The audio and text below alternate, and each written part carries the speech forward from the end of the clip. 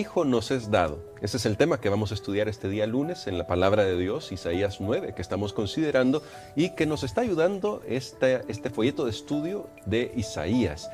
Junto con nosotros se encuentra el pastor Dani Perla, que nos hablará un poco más para profundizar sobre este tema de este niño que nos ha sido dado. Pero antes, queremos invitarle a usted que está en sintonía de Radio Adventista o que está viendo esta transmisión en este canal para que por favor nos acompañe en oración.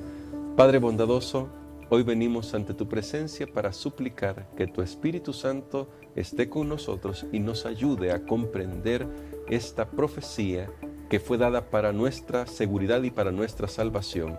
En el nombre de Cristo Jesús oramos. Amén. Amén. Muy bien, el día de ayer ya comentábamos, pastor, que aquí en Isaías han nacido varios niños.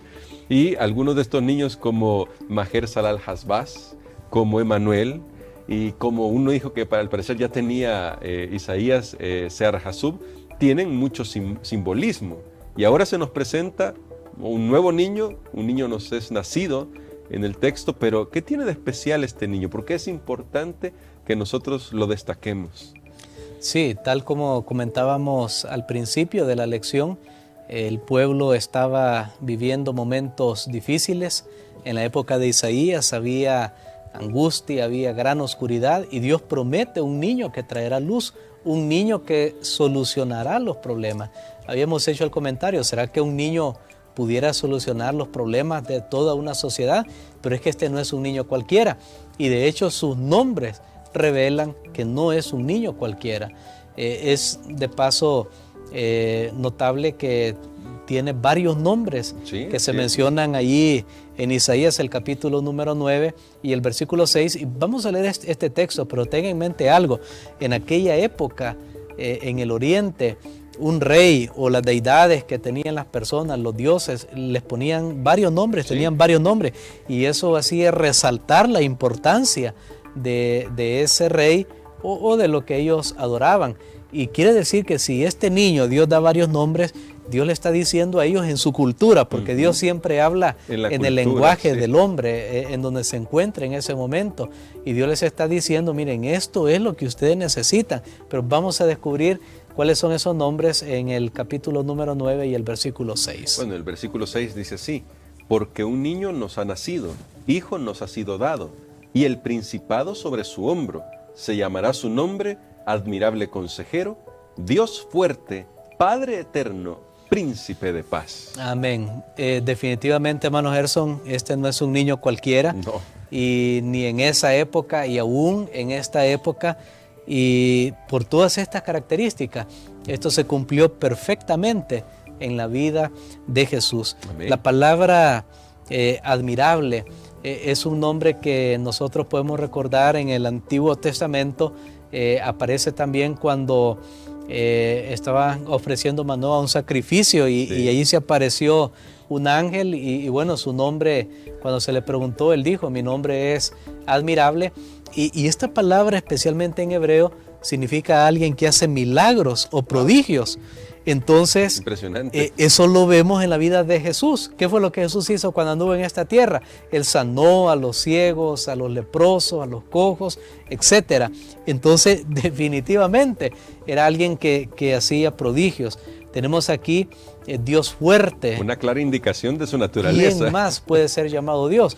Tiene una naturaleza divina. Padre eterno.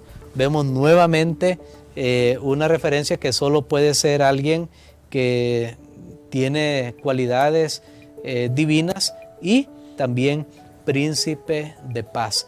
Definitivamente este texto es una clara referencia a Jesús, quien cuando vino a este mundo trajo la luz para las naciones. Ahora, pastor, pensando en esto, a mí me llama mucho la atención.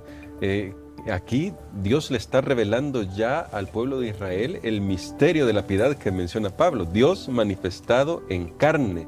¿Qué debería decirnos esto sobre el carácter de Dios, pastor? Para poder, digo yo, cerrar y concluir la lección de este día. ¿Qué nos dice el hecho de que Dios haya decidido tomar la forma humana sobre su carácter? Definitivamente Dios es un Dios que siempre nos sorprende. Dios es un Dios maravilloso porque a Dios no le hubiera costado nada dejar a su pueblo en tinieblas, en angustia, en problemas, como muchos piensan. Saben, esto es tan importante, hermano Gerson, porque en el tiempo de Isaías las personas estaban pensando que todas las tragedias y los sufrimientos aún eran culpa de Dios. Sí. Y eso es lo que le gusta a Satanás, que nosotros los seres humanos le echemos culpa a Dios por lo que está sucediendo. Y aún ahora muchos tal vez se preguntan, bueno, y con este virus, ¿dónde está Dios? ¿Qué está haciendo Dios? ¿Será que no le interesa?